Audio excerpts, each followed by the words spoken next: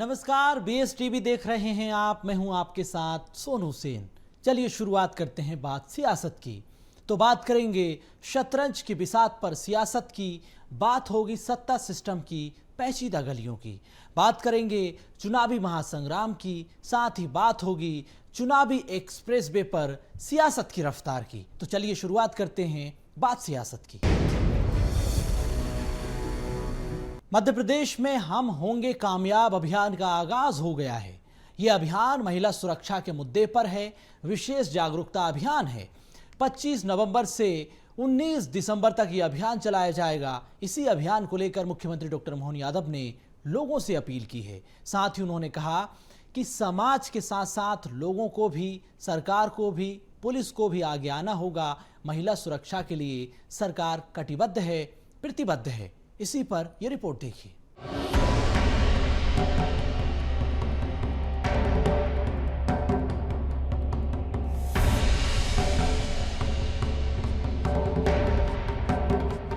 हम होंगे कामयाब अभियान का आगाज, महिला सुरक्षा के लिए विशेष जागरूकता अभियान। 25 नवंबर से 19 दिसंबर तक चलेगा अभियान। सीएम मोहन ने की लोगों से अपील। महिला सुरक्षा के लिए सरकार कटिबद्ध है, प्रतिबद्ध है। मोहन सरकार महिलाओं की सुरक्षा और सम्मान के लिए कटिबद्ध है, प्रतिबद्ध है। यही वजह है कि राजधानी भोपाल से अभियान की शुरुआत हो गई है। प्रदेश में महिलाओं के लिए विशेष जागरूकता अभियान हम होंगे कामयाब चलाया जा रहा है। मुख्यमंत्री ने कहा कि हमारी बेटियों और बहनों की सुरक्षा और सम्मान सुनिश्चित करना बेहद जरूरी है। बेटियों और बहनों की सुरक्षा सम्मान केवल सरकार या पुलिस की जिम्मेदारी नहीं है, बल्कि समाज के हर व्यक्ति की ये जिम्मेदारी है कि वो बहनों की सुरक्षा करे, सम्मान करे।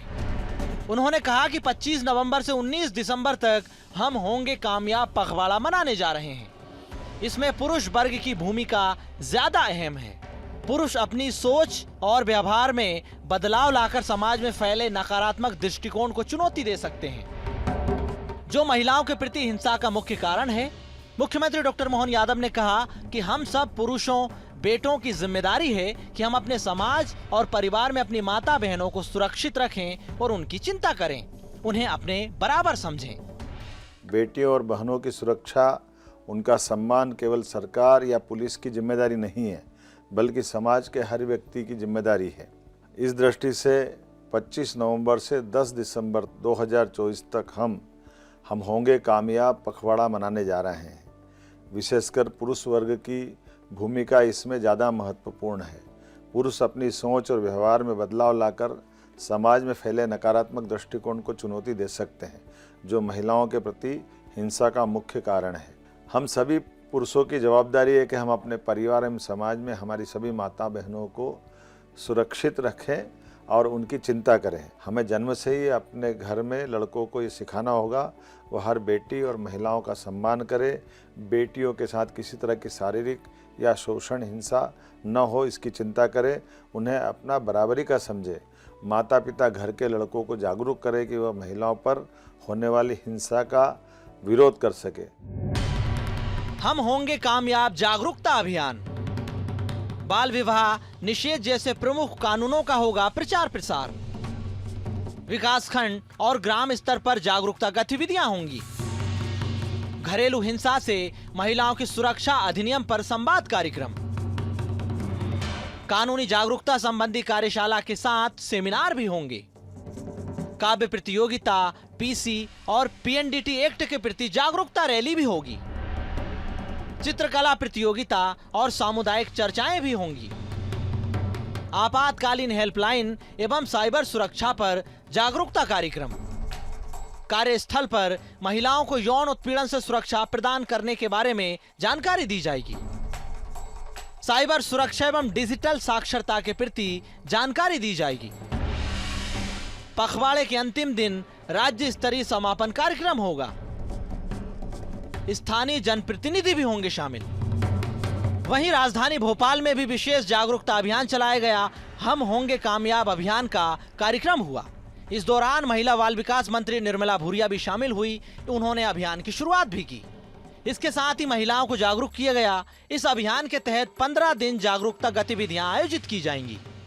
इसमें जो बच्चों और महिलाओं के लिए कई तरह की ऐसा वायलेंस होता है, तो उसकी जागरूकता के लिए हमारे कई तरह की संस्थाएं आज यहाँ है और हमारा ये एक पूरा पखवाड़ा है जिसमें यहाँ बैठ करके ये कि भाई और क्या अच्छा कर सकते हैं उस पर सारी चर्चाएं होंगी और इसको नीचे तक ले जाने का काम करेंगे।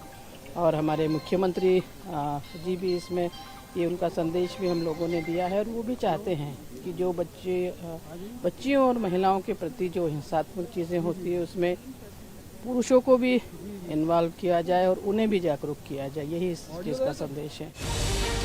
फिलहाल मध्य प्रदेश में हम होंगे कामयाब अभियान का आगाज हो चुका है। पखवाड़े में विभिन्न विभागों के समन्वय से जागरूकता गतिविधियां चलाई जाएंगी। पखवाड़े में जेंडर संवेदीकरण कंसल्टेशन कार्यक्रम भी होंगे। इसके साथ ही युवाओं के साथ जेंडर आधारित हिंसा, संवाद और जेंडर आधारित हिंसा का मनोवैज्ञानिक प्रभाव के बारे में भी बताया जाएगा। कई विषयों पर चर्चा भी होगी। घरेलू हिंसा से महिलाओं की सुरक्षा अधिनियम पर संवाद कार्यक्रम भी आयोजित किए जाएंगे। कुल मिलाकर अभियान का उद्देश्य यही है कि समाज और परिवार में सभी समानता का माहौल बनाएं। इसके साथ ही बेटे बेटी और महिला पुरुष का भेदभाव भी समाप्त होना चाहिए। महिलाओं के सम्मान और सुरक्षा के लिए समाज, सरकार और कानून सभी का समान रूप से सहयोग बेहद आवश्यक है। तभी हम एक बेहतर समाज का निर्माण कर सकेंगे। Bureau report, BSTV। छत्तीसगढ़ में एक बार फिर धान खरीदी पर सियासत शुरू हो चुकी है। प्रदेश में 14 नवंबर से धान खरीदी की शुरुआत हुई, लेकिन उसके बाद सियासत कम होने का नाम नहीं ले रही है। मोदी की गारंटी के तहत प्रदेश में धान खरीदी की जा रही है। प्रदेश सरकार मोदी की गारंटी के तहत काम कर रही है। 21 क्विंटल प्रति एकड़ धान खरीदी की जा रही है। प्रदेश के मुखिया विष्णुदेव साय ने इस पर भ्रम फैलाने वालों के खिलाफ सख्त कार्रवाई के निर्देश दिए हैं। उन्होंने कहा कि जो भी धान खरीदी पर भ्रम फैलाएगा उस पर सख्त कार्रवाई हो रही है।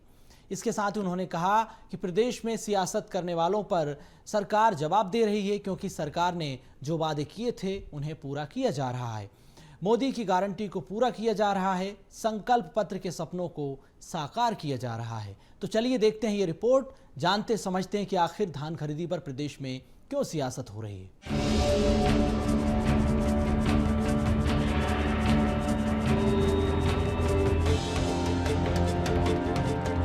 छत्तीसगढ़ में अब तक 6,76,000 मीट्रिक टन धान की खरीदी।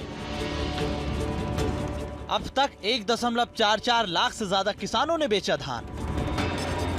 किसानों को 1,288 करोड़ रुपए से ज्यादा का भुगतान। 3100 रुपए प्रति क्विंटल समर्थन मूल्य पर धान की खरीदी। प्रति एकड़ 21 क्विंटल धान की खरीदी। 160 लाख मीट्रिक टन धान खरीदी का टारगेट। 27.68 लाख किसानों ने कराया है पंजीयन। 2739 उपार्जन केंद्रों में धान खरीदी। धान खरीदी पर कांग्रेस के सियासी सवाल। छत्तीसगढ़ की सियासत में धान और किसान सबसे बड़ा मुद्दा है। छत्तीसगढ़ में धान खरीदी को लेकर प्रदेश की सियासत गर्मा गई। कांग्रेस लगातार सरकार पर आरोप लगा रही है कि भाजपा सरकार धान खरीदी नहीं करना चाहती। साथ ही कई क्षेत्रों में किसानों से 21 क्विंटल प्रति एकड़ के हिसाब से खरीदी नहीं हो रही है। इसको लेकर अब सरकार सख्त हो गई। मुख्यमंत्री विष्णुदेव साय ने इस पर कड़ी कार्रवाई के निर्देश दिए। उन्होंने कहा कि मोदी की गारंटी के अनुरूप इस वर्ष भी किसानों से प्रति एकड़ 21 क्विंटल के मान से धान खरीदी हो रही है। मुख्यमंत्री ने इस संबंध में भ्रम फैलाने वालों के खिलाफ सख्त कार्रवाई के निर्देश दिए। वहीं पूर्व मंत्री अजय चंद्राकर ने मामले पर कहा कि एक षड्यंत्र के तहत कांग्रेस ने प्रदेश में धान खरीदी की थी। जो भी व्यावहारिक दिक्कतें आएंगी सरकार उसे दूर करने का काम करेगी। कि पेड़ को नापते थे, पंप हाउस को नापते थे, ब्यारा बकरी जितनी तरह की चीज होती थी सबको नापते थे और किसान के रकबे को कितना छोटा किया जा सके, ये षड्यंत्र के तहत वो धान खरीदी करते थे। तो जब वो धान के बारे में बोलते हैं तो उनके दिमाग में वही बातें चलने लगती जो 5 साल कांग्रेस ने किसानों को परेशान करने के लिए किया। उधर प्रदेश में हो रही धान खरीदी को लेकर कांग्रेस ने सवाल उठाए हैं। पीसीसी चीफ दीपक बैज कहते हैं कि धान खरीदी में सरकार किसानों के साथ भेदभाव कर रही है। इस मुद्दे पर हम सरकार से लगातार लड़ाई लड़ते रहेंगे। धान खरीदी में पूरी तरह छत्तीसगढ़ में अव्यवस्था है, सरकार की पूरी तरह प्लानिंग फेल है। जहां हमारी सरकार में मिलर्स को 160 रुपए कस्टम मिलिंग के लिए जो दर तय था, अब सीधा 120 रुपए, 120 रुपए से सीधा उनको 60 रुपए करना, और उसके बाद मिलरों के ऊपर इतने नियम कानून के दायरे में उनको बांध देना, और कस्टम मिलिंग के लिए जब तक आप धान खरीदी कर रहे हैं वो धान उठाव होगा नहीं, फिर धान खरीदी कैसे होगा। मतलब कुल मिला के सरकार की नीयत साफ नहीं है कि वो किसानों का धान खरीद सके। मैंने कहा कि कहीं 11 क्विंटल प्रति एकड़, कहीं तो 12 कुंटल, कहीं तो 13 कुंटल खरीदी की जा रही है। फिलहाल छत्तीसगढ़ को धान का कटोरा कहा जाता है, इसे लेकर अब सियासत शुरू हो गई है। समर्थन मूल्य पर सवाल है, धान खरीदी के टारगेट पर तकरार है। उधर धान की कालाबाजारी पर भी बवाल मचा हुआ है। पड़ोसी राज्यों से धान छत्तीसगढ़ में खपाई जा रही है। वहीं बिचौलिए भी सक्रिय हो गए हैं। ऐसे में पारदर्शी तरीके से धान खरीदी एक बड़ी चुनौती है। रायपुर से संवाददाता करिश्मा सोनी की रिपोर्ट। यहां रुकेंगे एक ब्रेक के लिए, आप देखते रहिए BSTV।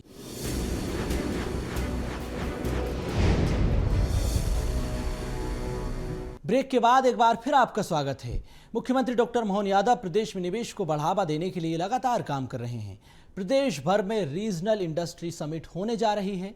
इसके अलावा 2025 को सरकार ने उद्योग वर्ष घोषित कर दिया। 2025 फरवरी में ग्लोबल इन्वेस्टर समिट होनी है। उसको लेकर मुख्यमंत्री निवेशकों को लगातार आमंत्रित कर रहे हैं। प्रदेश की धरती पर उन्हें बुलावा दिया जा रहा है।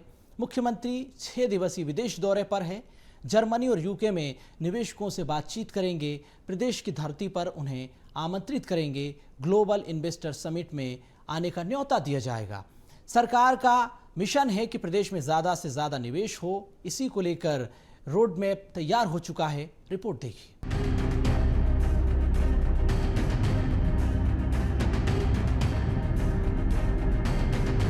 सीएम मोहन का मिशन निवेश।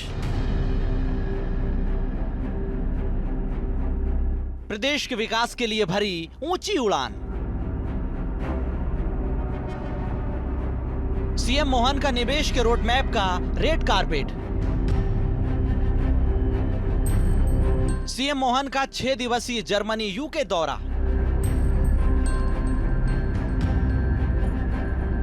एमपी में इन्वेस्टमेंट अपॉर्चुनिटीज पर करेंगे सेशन।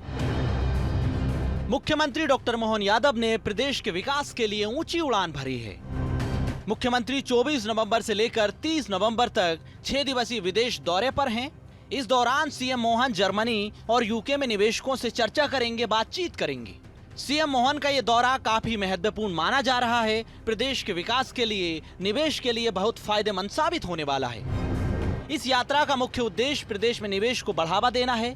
यात्रा के दरमियान सीएम यादव यूके के लंदन, बर्मिंघम और जर्मनी के म्यूनिक और स्टटगार्ट का दौरा करेंगे। इस दौरान वे व्यापारी संगठनों के प्रतिनिधियों और उद्योगपतियों से चर्चा करेंगे। निवेशकों से बातचीत की जाएगी। प्रदेश की धरती पर आने का निमंत्रण भी दिया जाएगा। देश के अंदर रोजगार को लेकर के हमने जो अभियान चलाया था, हमारे अपने मध्य प्रदेश के सभी संभाग केंद्रों से होता हुआ अब ग्लोबली विश्व के स्तर की हम अगर इन्वेस्टर समिट भोपाल में कर रहे हैं, और ये भी आज़ादी की बात पहली बार भोपाल लेवल पर ये ग्लोबली इन्वेस्टर समिट हो रही है, तो स्वाभाविक रूप से हमको बाहर के लोगों को निमंत्रण देने आना पड़ेगा। हमने अलग अलग प्रकार से सबको जोड़ने का प्रयास किया। इसी क्रम में मैं आज यूके, इंग्लैंड और जर्मनी जा रहा हूँ। मैं उम्मीद करता हूँ कि बड़े पैमाने पर निवेशक मिलेंगे और हमारी ग्लोबल समिट भी सम्मिलित होगी, सफल होगी और रोजगार भी बढ़ेगा। सीएम मोहन का मिशन निवेश। सीएम मोहन का पहला पड़ाव लंदन होगा। लंदन में ब्रिटिश संसद का दौरा करेंगे। किंग्स क्रॉस और पुनर्विकास स्थलों का भी दौरा होगा।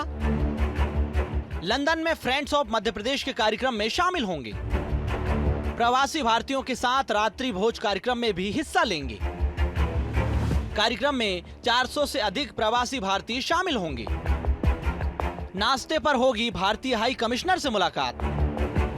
मुख्यमंत्री ब्रेकफास्ट पर उद्योगपतियों से सीधा संवाद करेंगे। इसके अलावा investment opportunities in Madhya Pradesh interactive session में भी शामिल होंगे। सीएम मोहन लगभग 120 प्रतिनिधियों से चर्चा करेंगे। मुख्यमंत्री डॉक्टर यादव लंच ब्रेक के बाद राउंड टेबल मीटिंग में हिस्सा लेंगे। Electric vehicle and auto education पर होगी चर्चा। रिन्यूएबल एनर्जी और फूड प्रोसेसिंग सेक्टर में निवेश पर फोकस। वारविक यूनिवर्सिटी का भी भ्रमण करेंगे मुख्यमंत्री।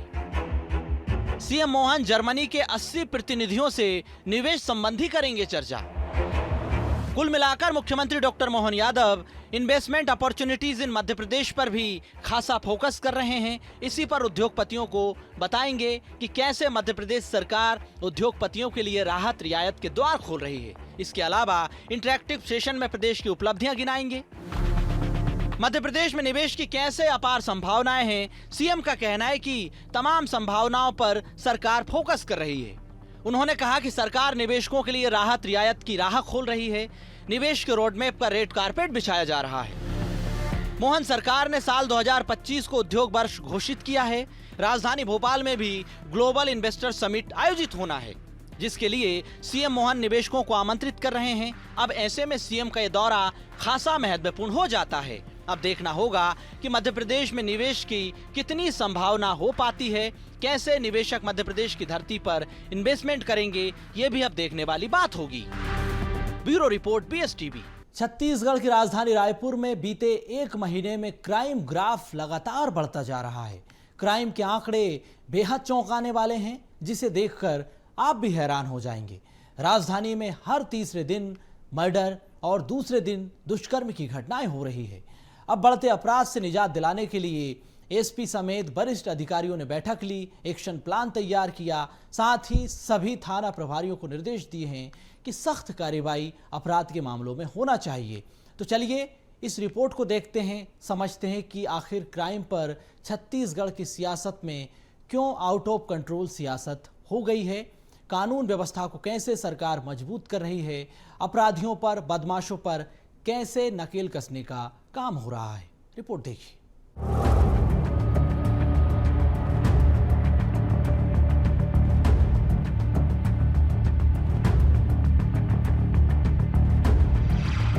क्राइम ग्राफ पर सियासी पारा हाई।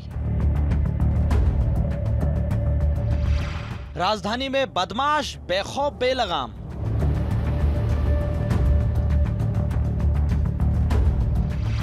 कांग्रेस ने कानून व्यवस्था पर उठाए सवाल। बीजेपी ने कांग्रेस पर किया पलटवार। राजधानी रायपुर में क्राइम आउट ऑफ कंट्रोल होता जा रहा है। आए दिन गुंडे बदमाश मर्डर, मारपीट, चोरी, लूटपाट, दुष्कर्म की घटनाओं को अंजाम दे रहे हैं। रायपुर में अपराध के आंकड़े चौंकाने वाले हैं। यहां हर तीसरे दिन हत्या और दूसरे दिन दुष्कर्म की वारदात हो रही है। 80 दिन में अलग अलग अपराध के 2000 से ज्यादा केस दर्ज हुए हैं। इनमें हत्या के 23, हत्या के प्रयास के 20, इसके अलावा दुष्कर्म के 40 मामले दर्ज हुए हैं। वहीं धोखाधड़ी के 60, बलवा के 20 केस हैं। इसके अलावा चोरी के 250 से ज्यादा केस दर्ज हुए। तो जिस तरह से राजधानी में अपराध बढ़ रहे हैं, प्रदेश भर में आपराधिक घटनाएं बढ़ती चली जा रही हैं। हाल ही में एक युवक को जेल के बाहर गोली मार दी गई। तो वहीं राजधानी के आम सिवनी में गैंग वॉर, डबल मर्डर हुआ है। वहीं एक को जिंदा जला दिया गया था। हालांकि पुलिस ने हत्या और अधिकांश मामलों में आरोपियों को पकड़ लिया, लेकिन धोखाधड़ी, चोरी, दुष्कर्म और बलवा के अधिकांश मामलों में पुलिस के हाथ खाली हैं। बढ़ते अपराध ने पुलिस के माथे पर चिंता की लकीरें खींच दी हैं। उधर आईजी-एसपी की बैठक के बाद थानेदारों को विजुअल पुलिसिंग करने और आदतन अपराधियों पर सख्ती बरतने के निर्देश भी दिए गए। निर्देश के बाद देर रात अभियान चलाकर रायपुर पुलिस ने बड़ी कार्रवाइयां की। इस दौरान 15 बदमाशों को गिरफ्तार किया गया। वरिष्ठ पुलिस अधीक्षक महोदय के द्वारा रात्रि 10 बजे एक मीटिंग ली गई, जिसमें जिला बदर कार्यवाही के संबंध में सभी को थाना प्रभारी को निर्देश दिए गए। साथ ही एनएससी की कार्यवाही, साथ ही ऐसे बदमाश जो जेल से जमानत पे बाहर है, उनका जमानत निरस्त करने के लिए उन्होंने सभी को स्पष्ट निर्देशित किया है। साथ ही ऐसे आपराधिक तत्व जो शाम को अड्डेबाजी करते हैं, घूमते हैं, उन पर सख्ती से कार्रवाई करने का। वहीं ध्यान दीजिए तो 80 दिन में अपराध के 200 से ज्यादा केस दर्ज हुए। हत्या के 23, हत्या के प्रयास के 20, चोरी के 250 केस दर्ज हुए। दुष्कर्म के 40, धोखाधड़ी के 60 केस दर्ज हुए हैं। बलवा के 20 केस दर्ज हुए। हर तीसरे दिन मर्डर और दूसरे दिन दुष्कर्म की घटनाएं हुई। रायपुर में 20 से अधिक बदमाशों की गैंग सक्रिय। शहर में तेजी से बढ़ रही गैंगवॉर की घटनाएं, अड्डेबाजों, लिस्टेड गुंडा बदमाशों पर कार्रवाई के निर्देश, बदमाशों की जमानत निरस्त, जिला बदर के निर्देश, फरार आरोपियों की संपत्ति कुर्की के निर्देश। राजधानी रायपुर में नशे के सौदागर सक्रिय होकर तस्करी कर रहे हैं। अलग अलग गैंग सक्रिय होकर नशाखोरी को बढ़ावा देने का काम कर रही हैं। रिटायर्ड पुलिस अधिकारी संत कुमार पासवान का कहना है कि शहर में सूखा नशा अपराध बढ़ने का बड़ा कारण है।